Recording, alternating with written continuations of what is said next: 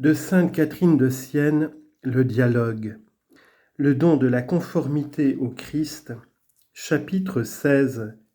Des mots qui proviennent de l'aveuglement de l'intelligence et comment le bien qui n'est pas fait en état de grâce ne sert de rien pour la vie éternelle.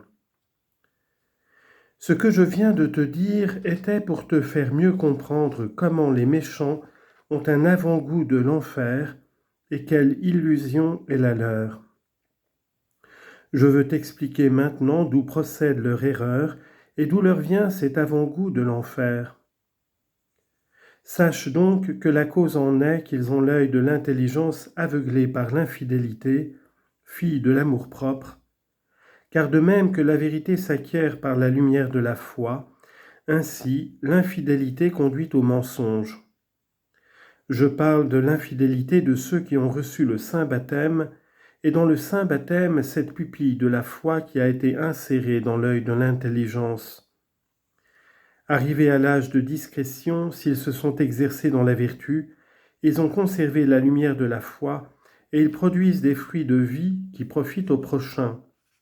Comme l'épouse qui met au monde un enfant vivant, le présente tout vivant à son époux, ainsi m'offrent-ils leurs œuvres de vie, à moi qui suis l'époux de l'âme. C'est le contraire que font ces misérables qui, à l'âge de raison, alors qu'ils doivent mettre à profit les lumières de la foi pour enfanter dans la grâce des œuvres de vie, ne produisent que des œuvres de mort. Oui, elles sont mortes leurs œuvres parce que tout accompli dans le péché mortel, en dehors de la lumière de la foi. Ils ont bien la forme du saint baptême, mais ils n'en ont plus la lumière. Ils en sont privés par cette ténèbre de la faute commise par l'amour-propre qui a recouvert la pupille qui les faisait voir. Aussi dit-on de ceux qui ont la foi sans les œuvres que leur foi est morte.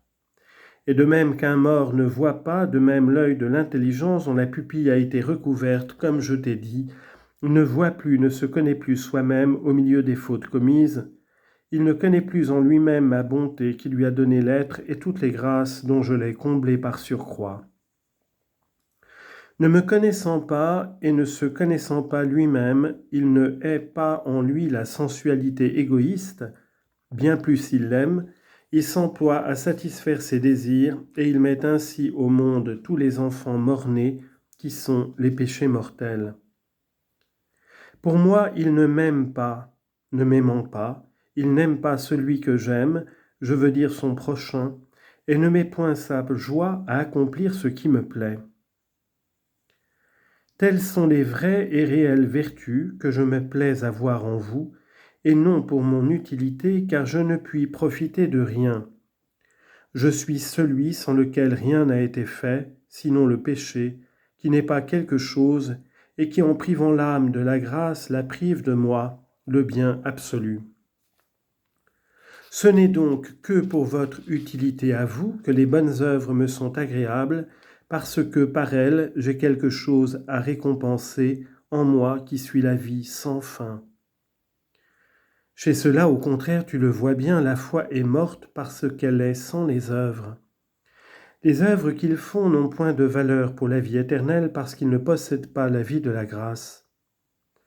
Avec la grâce ou sans la grâce, on ne doit pas néanmoins cesser de faire le bien, parce que tout bien est récompensé, comme toute faute est punie. Le bien accompli en grâce et sans péché mortel obtient la vie éternelle. Et le bien que l'on fait sans la grâce ne laisse pas que d'être récompensé de diverses manières, comme je te l'ai expliqué. Parfois je leur accorde à ces malheureux le temps de se reconnaître, où j'inspire pour eux à mes serviteurs de continuelles prières qui les retirent du péché et les sauvent de leur misère. D'autres fois, ce n'est pas le temps qu'ils reçoivent ni la prière dont je dispose en leur faveur. Je les récompense en bien temporel, les traitant comme l'animal que l'on engraisse pour le mener à la boucherie. Ces créatures qui toujours et de mille manières ont résisté à ma bonté font cependant quelque bien sans être en état de grâce et malgré leur état de péché. Ils n'ont pas voulu dans cette œuvre qui est leur profiter du temps ni des prières ni des autres moyens par lesquels je les ai appelés. Cependant, bien que réprouvée par moi à cause de leur faute, ma bonté ne veut pas laisser cette œuvre sans rémunération. Ce peu de service qu'ils ont fait, je le récompense en bien temporel. Ils s'y engraissent à plaisir sans se corriger, et ils arrivent ainsi aux supplices éternels. Tu vois bien qu'ils sont abusés, mais qui les a trompés? Eux-mêmes. C'est eux-mêmes qui se sont privés de la lumière de la foi vivante, et ils vont désormais comme des aveugles, palpant autour d'eux et s'attachant à tout ce qu'ils touchent. Mais parce qu'ils n'ont plus pour se conduire qu'un œil aveuglé, ils placent leur affection dans les choses qui passent, et voilà leur erreur. Ils font comme des fous qui ne regardent que l'or et ne voient pas le poison. Sache donc que tous les biens de ce monde, ces délices, ces plaisirs, ils les ont pris, ils les ont acquis, ils les ont possédés sans moi, par un amour égoïste et désordonné. Ils réalisent parfaitement la parabole des scorpions que je te contais à tes débuts, après l'allégorie de l'arbre. Je te disais qu'ils portent l'or par devant et le venin par derrière.